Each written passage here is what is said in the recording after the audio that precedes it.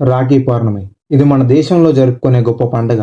ఇలాంటి పండగ వెనుక ఉన్న అసలు కథ ఏమిటి? రాఖీ కేవలం మన రక్తం పంచుకు పుట్టిన సోదరునికి మాత్రమే కట్టాలా, లేక ఇంకా ఎవరికైనా కట్టొచ్చా అనేది ఈ వీడియోలో తెలుసుకుందాం. ఇంకా మీరు ఈ ఛానల్ని సబ్స్క్రైబ్ చేసుకోకపోతే సబ్స్క్రైబ్ చేసుకోండి. రాఖీ పండగ లేదా రక్షాబంధన్ ఇది భారతీయ సంస్కృతిలో ఎంతో పవిత్రమైన పండగ. ఇది సోదరుడు మరియు సోదరి మధ్య ఉన్న ప్రేమ, విశ్వాసం, రక్షణ బంధానికి చిహ్నం. సోదరి తన సోదరునికి ప్రేమగా రాఖీ కట్టి అతను ఆమెను జీవితాంతం రక్షించాలన్న నమ్మకంతో ఈ పండగ జరుపుకుంటారు. ఇది ఆగస్టు నెలలో వచ్చే శ్రావణ పౌర్ణమి రోజున వస్తుంది. ఈ రోజున సోదరుడు తన సోదరికి బహుమతులు ఇస్తూ ఆమెకు రక్షణ, ప్రేమ, గౌరవం అందిస్తానని హామీ ఇస్తాడు. అలాంటి ఈ గొప్ప పండగ జరుపుకోవడానికి వెనుక రెండు ముఖ్య పురాణ కథలు ఉన్నాయి. అందులో మొదటిది శ్రీకృష్ణుడు ద్రౌపది కథ.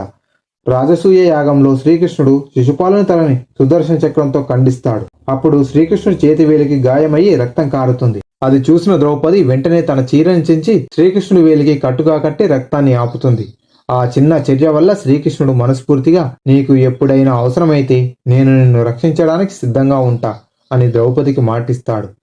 అప్పటి నుంచి కష్టకాలంలో ఉన్న ప్రతిసారి ద్రౌపదిని శ్రీకృష్ణుడు రక్షిస్తాడు.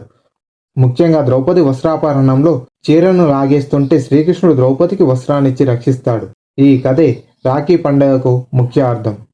ఇక రెండవ కథ ఇంద్రుడు, శచీదేవి. దేవాసుర యుద్ధ సమయంలో ఇంద్రుడు రాక్షసుడైన వృత్తాసురుని ఎదుర్కోవడానికి వెళ్లేటప్పుడు అతని భార్య శచీదేవి తన తపస్సు శక్తితో వచ్చిన రక్షను ఇంద్రుడికి కడుతుంది. ఆ రక్ష వల్లే ఇంద్రుడు విజయాన్ని సాధించాడని భావిస్తారు. ఇది కూడా రక్షణ బంధం అనే భావనను కలిగిస్తుంది.